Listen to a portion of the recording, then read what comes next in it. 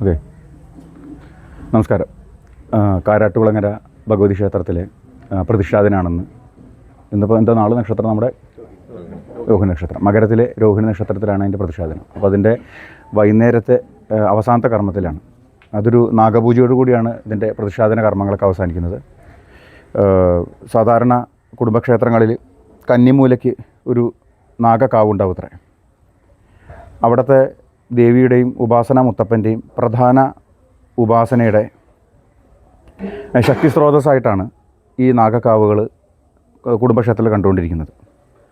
ഒരു ഉപാസകൻ മാന്ത്രിക വിദ്യകൾ പഠിക്കുകയും ആ കുടുംബക്ഷേത്രത്തിലെ വേണ്ടവിധം നോക്കി നടന്ന് തൻ്റെ അവസാന കാലഘട്ടത്തിൽ തൻ്റെ സിദ്ധികളെ മുഴുവനും വെട്ടുകല്ലുകൊണ്ട് നിർമ്മിച്ചിട്ടുള്ള ഒരു കാവിലെ ഒരു പഴയ ചിത്രകൂടത്തിൽ സ്വയം സ്ഥാപിക്കുകയും ശേഷം വരുന്ന മാന്ത്രികൻ അതിനെ ആ ശക്തിയെ തിരിച്ചെടുക്കുകയും ചെയ്ത് ആ പരമ്പര കൈമാറുന്ന ഒരു പാരമ്പര്യമാണ് ഈ നാഗക്കാവുകളിൽ കണ്ടിരിക്കുന്നത്. എല്ലാ കുടുംബക്ഷേത്രങ്ങളിലും ദേവിയോടനുബന്ധിച്ച് നാഗത്തിൻ്റെ ചൈതന്യത്തെ കാണാം.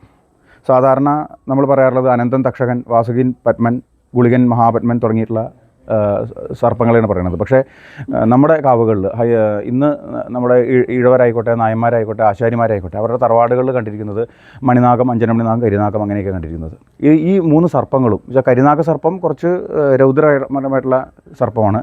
മണിനാഗം, അഞ്ചനമണി നാഗം എന്ന് പറയുന്നത് നമ്മുടെ സിദ്ധിയെയും വൈദ്യത്തെയും പരിപോഷിക്കാനുള്ളതാണ്. ഈ നാഗങ്ങൾ തറവാട്ടിലിരിക്കുന്നത് പണ്ട് കാലത്ത് വൈദ്യവും അതുപോലെ മാന്ത്രിക കൈകാര്യം ചെയ്തിരുന്ന തറവാടുകളാണ് കണ്ടിരിക്കുന്നത്. ഇത് തറവാടിൻ്റെ പൂർണ്ണമായിട്ടുള്ള ശക്തിയും ചൈതന്യമാണ്. ഇതിന് പൊതുവേ വൈദികപരമായിട്ടുള്ള പൂജകളൊന്നും പണ്ടുണ്ടായിരുന്നില്ല. പുള്ളുവരെ കൊണ്ടിട്ടുള്ള കർമ്മങ്ങൾ കാര്യങ്ങളാണ് ഉണ്ടായിരുന്നത്. ഇത് പ്രകൃതിയിൽ നിന്ന് നേരിട്ടെടുക്കുന്ന ചില വസ്തുക്കൾ ഉപയോഗിച്ചിട്ടാണ് ഇതിൻ്റെ പൂജ. അത് പ്രധാനമായിട്ട് കുരുത്തോല, കവുങ്ങിൻ്റെ പൂക്കില, ഇളനീര്, അങ്ങനെ മനുഷ്യന് നേരിട്ട് തൊടാൻ സാധിക്കാത്ത വസ്തുക്കളെ കൊണ്ട് പൂജിക്കണമെന്നാണ് പറയുക. അതുപോലെ കർമ്മങ്ങളെല്ലാം മഞ്ഞപ്പൈറ്റടി എന്ന് പറയും. നമ്മുടെ 4:30-ക്ക് ശേഷമാണ് പണ്ട് നടത്തിക്കൊണ്ടിരുന്നത്. പണ്ട് കാലത്ത് കരിനാക്കത്തിന് കരിങ്കോഴി കലശം എന്നൊരു കർമ്മം വരെ ഈഴവറ തറവാടുകൾ കണ്ടിരുന്നു. ഇന്ന് അത് പൂർണ്ണമായിട്ട് എടുത്ത് പോയിരിക്കുകയാണ്. അതിൻ്റെ വിധി പോലും പുള്ളവർക്ക് അറിയില്ല എന്നാണ് പറഞ്ഞത്. നാഗക്കാവുകളുടെ കൃത്യമായ പരിചരണത്തിലൂടെ മാത്രമാണ് ദേവിയുടെയും ഉള്ളിലുള്ള ചൈതന്യങ്ങളുടെയും ശക്തി വർദ്ധിക്കുകയുള്ളൂ. പൊതുവെ ഇത് കൊണ്ട് നടക്കുന്ന കർമ്മികൾക്കും മഠാധിപതികൾക്കും നന്മയ്ക്കും ശ്രേയസ്സിനും അതുപോലെ വൈദ്യമാന്ത്രികം എല്ലാം ചെയ്തുകൊണ്ടിരിക്കുന്ന ആൾക്കാർക്ക് സന്താനക്ഷയം ഇല്ലാതിരിക്കാൻ വേണ്ടിയിട്ടും കുടുംബം നശിക്കാതിരിക്കാൻ വേണ്ടിയിട്ടും കൂടി ഈ മണിനാഗം കാക്കുന്ന പറയുക. അപ്പോൾ മണിനാഗം വളരെ ചെറുപ്പക്കാരനായിട്ടുള്ള നാഗാണത്രേ. ഈ നാഗലോകത്ത് ചെറുപ്പക്കാരൻ്റെ നാഗാണത്രേ.